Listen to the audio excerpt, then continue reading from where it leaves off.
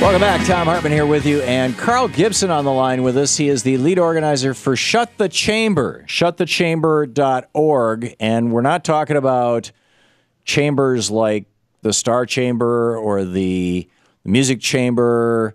Carl, tell us about Shut the Chamber. Sure. First off, Tom, thanks for having me on the program. It's an honor. It's a pleasure. As far as Shut the Chamber goes, this is I'm sorry, Tom?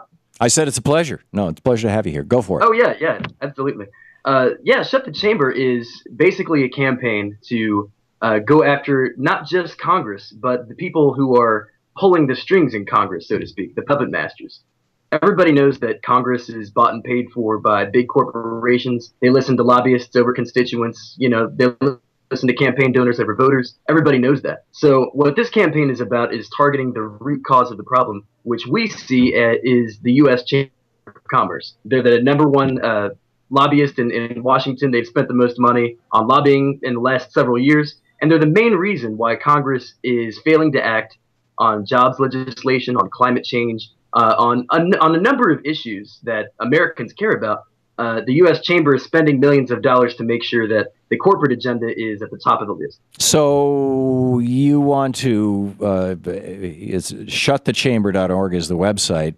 I'm guessing you don't actually think you'll be able to end the existence of the U.S. Chamber of Commerce, but at least stop the effectiveness or reduce the effectiveness that they have in buying and corrupting our political process.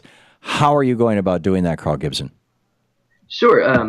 What this campaign is about is we're going to build a coalition of loyal customers of local small businesses, as well as local small businesses in a number of towns across the country, to collectively organize to divest from state and local county chambers of commerce that in turn pay dues to the U.S. Chamber of Commerce. And so over the long term, we plan on depriving the U.S. Chamber of Commerce of the funds that they need to lobby Congress, to influence elections, and do all the other evil things that they do. So this is definitely a long-term campaign. But what we're about to do is launch our direct action phase of this campaign, which is essentially leading a march of the unemployed from Philadelphia to Washington, D.C., and holding the chamber accountable for essentially buying off Congress and rigging the game, so we have to pay for their crisis. So that's what's going to happen next weekend. That's great. People can learn all about it over at shutthechamber.org. Carl Gibson, the lead organizer. Carl, thanks for being with us today. Sure. Thanks, Tom, and keep up the great work of what you guys are doing as well. Thanks. Great talking with you. I truly appreciate it.